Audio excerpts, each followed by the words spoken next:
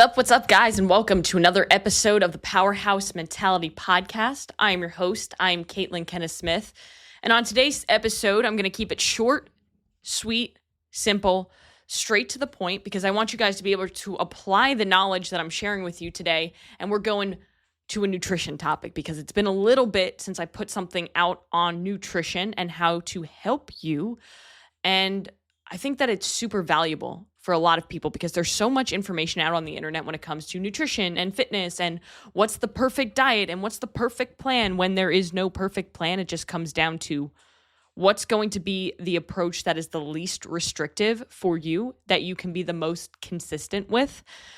But today I wanted to focus on a topic that I think a lot of people are going to be able to relate to and find a ton of value with and be able to apply it to their life today to be able to start to make progress and see better results. So today I'm going to teach you how to track your macros the right way. So over the course of this podcast, I'm going to throw some great tips at you to ensure that you're tracking your macros accurately. But first, I want to cover the science of it because I like to educate you guys, and then I like to focus on how we can apply that education. So today we're going to strictly cover calories and protein, what they do, why they matter, and how they play a role in your results. And the reason why we focus on calories and protein is because those are the two numbers that matter most. And I find that when we start adding in calories, protein, carbs, fats, we start throwing all these numbers at people, they get overwhelmed, and then they end up not even doing anything in the first place. You get that paralysis by analysis. So first, I want you to take the education that you've learned in your entire life when it comes to calories and protein. I want you to think about, well, what is a calorie? And I don't want you to overthink it. I want you to keep it as simple as possible because we like to overcomplicate food and calories and macros, when in all reality, they're very simple things. So calories are, simply put, units of energy.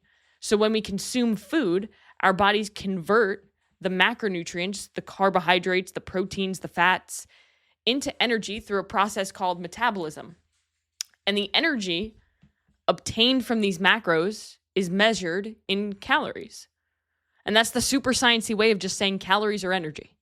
That's it. We burn energy, we store energy, we take in energy, and our body uses this energy or these calories to keep you alive and to keep your body functioning properly. So calories are important because they provide the energy our body needs to function properly. That's the biggest thing I want you to take away here. You need calories to function properly. Every bodily function, from breathing to digesting food, to doing a workout, to doing anything, requires energy, and that energy is obtained from the calories that you consume through food and through drink. Now, when it comes to your goals, calories are literally the foundation nutritionally. This is why it's extremely important for you to track your food intake so you can have the awareness of how many calories you're taking in and monitor and gain awareness on how that actually impacts your body. Now, personally, I fucking love tracking macros. And I love it because tracking macros is literally a roadmap to your goals.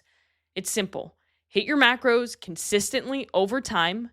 Combine that with some good quality strength training, movement, sleep, and you're going to see some pretty damn good results. But it only works if you're being accurate with the tracking of the macros. That means entering the data into your nutrition log correctly and weighing and measuring that food properly. So my favorite nutrition approach is one that's focused on quantity with an emphasis on quality. Quantity matters, which is why we want to make sure that we're covering the basics and making sure that you're tracking correctly. So today, like I said, we're going to dive into 5 of the biggest mistakes I've seen over the last 12 years almost of coaching people when it comes to tracking macros, and mistakes that I've made myself when I first started tracking macros. I want to be able to help you work through these mistakes so that way, if you're making them, you can stop making them and you can move forward and make progress. And these are in no particular order. That's just how it came into my mind. So the first one, and honestly, this one is actually the biggest one that I see, is that you're not using a food scale. Guesstimating will never be 100%. There are so many surveys put out on a yearly basis that show that people underestimate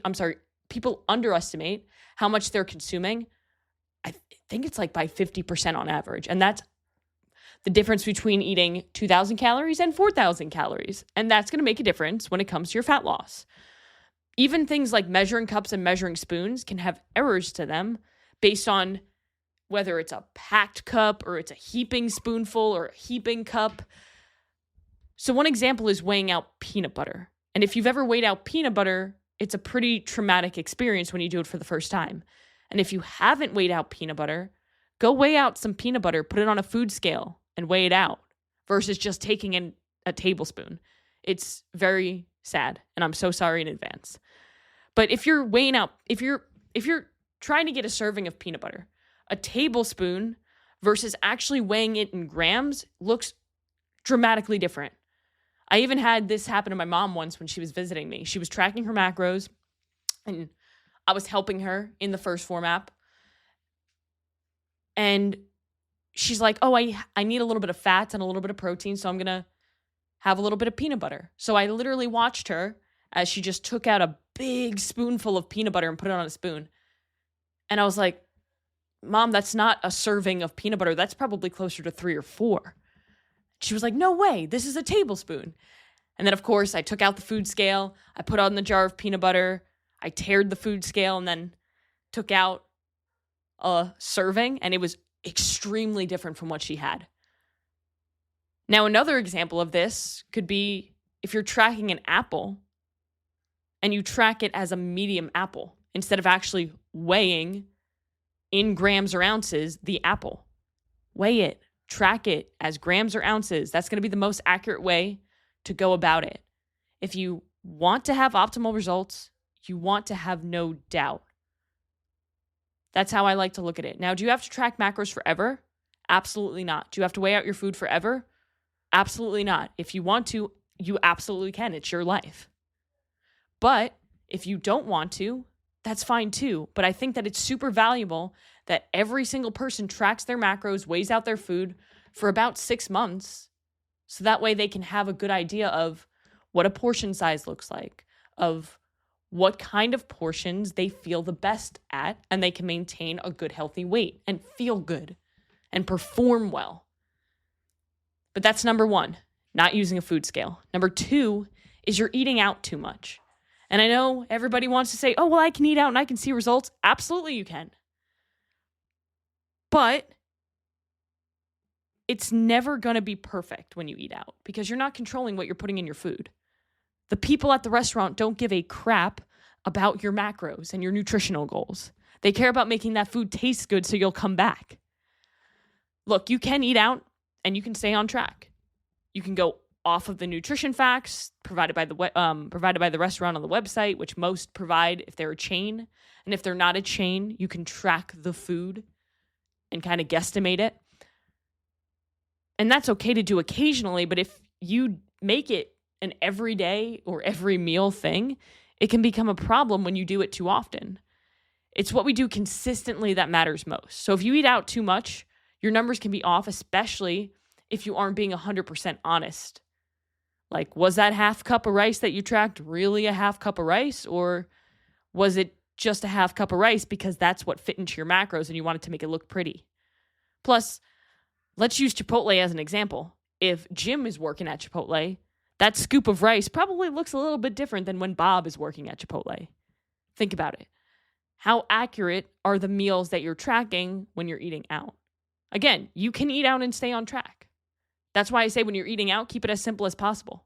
Or if it's a special occasion, enjoy it, But it all matters what we do consistently. Number 3, and this is a big one, especially for parents, not tracking the bites, the licks, the sips, and the tastes. I see this kill so many people when it comes to their goals, especially because a lot of these things are mindless. So we don't even think about it and we almost forget about it. So if you're somebody who tracks their macros at the end of the day and you put in all your meals and it looks like you're doing amazing when it comes to your nutritional goals, but you forgot to add in the couple fries that you took off your husband's plate, you forgot to add the cookie that you got off your kid's plate or the coffee creamer, things like that, they add up. So these things really do add up. And I think that people don't think about that. So if you take a bite of your significant other's burger, pancakes, you eat a fry off your kid's plate, or a handful of nuts or candies from somebody's desk in the office, these things count. They fucking count. I had a client actually who would always take a handful of goldfish whenever she made a snack for her daughter. And we started tracking it, and she realized that it was adding about 100, sometimes even more additional calories to every single day. Now, is 100 calories one day going to kill you? No, but 100 calories over the course of a week is 700 calories. And if you're doing it for that, you're probably doing it for something else. So it's probably vastly more than you think. So track it all. Be honest with yourself. You deserve it. And that kind of goes right into number 4. Number 4 is forgetting about the oils, the sauces, and the liquids. So like I said, if it has calories, you got to track it. 1 tablespoon of olive oil has 14 grams of fat. That's 120 calories. Same thing with sauces. Chick-fil-A sauce is scary, calorically dense. One of those little packets that you get from Chick-fil-A has 140 calories. It has 7 carbs and 13 grams of fat. So if you're using 2 of those sauces, even one of those sauces, that adds up, especially if you're not counting for it. Liquids too. So coffee creamers, juices, sodas, coffee drinks, lattes. That's a big one that I see. Back when I was managing gyms, when I was working at Fitness Connection in Raleigh, I actually had one of our fitness managers who had a client. She was tracking her macros and she was hitting her numbers and she was coming in to work out with him literally all of the time. And she was super frustrated because she couldn't figure out why she wasn't losing weight. And he came to me because he was like, look, I can't figure out what's going on. And so we all sat down together and we found out that she was getting 2 large iced lattes from Dunkin' Donuts and not tracking them. So the next day she tracked them and it added 1,000 calories to her day.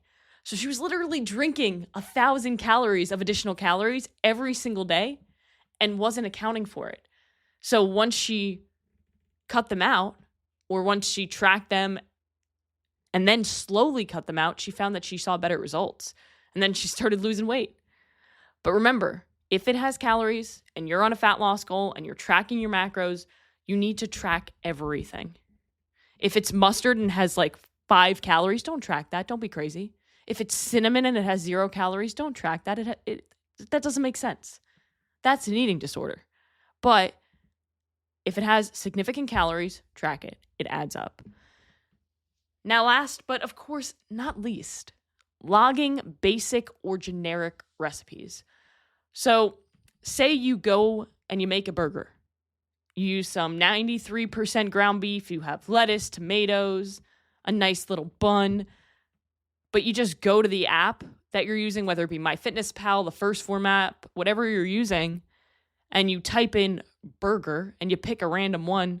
Like maybe it's similar, but how do you know? Instead, track each individual ingredient. In the First Form app, you can barcode scan. So literally barcode scan the beef, barcode scan the bun, and then type in whatever brand you're using. That way you can be sure that it's 100% accurate, because different brands of even the same thing, for example, different brands of bread or even different percentages of beef, they're going to have completely different macros. So you want to make sure you're being as accurate as possible. So to recap all of those 5 tips, the biggest mistakes you're making when it comes to tracking your macros: not using a food scale, eating out too much, not tracking the bites, sips, and tastes, forgetting about sauces, oils, and liquids, and logging basic or generic recipes. So look, let's be real. If you want to earn the best results, you need to make sure that you're as accurate as possible and 100% honest with the data that you're putting into whatever app you're using to track your macros. If you're using pen and paper, you know they have better technology, but if you're using pen and paper, same thing. If you're not being honest, your results are going to reflect that. If you have a coach and you're not being honest, your coach can't help you if you aren't telling them the entire story. If you aren't tracking it, your coach won't know that you're having it. You deserve to see results. So go the extra mile and leave no doubt with the work that you're doing. And let's be real. It takes like fucking 5 seconds to track food. Don't make it more complicated than it needs to be. and go out and do one thing that's going to take you one step closer to where you want to be.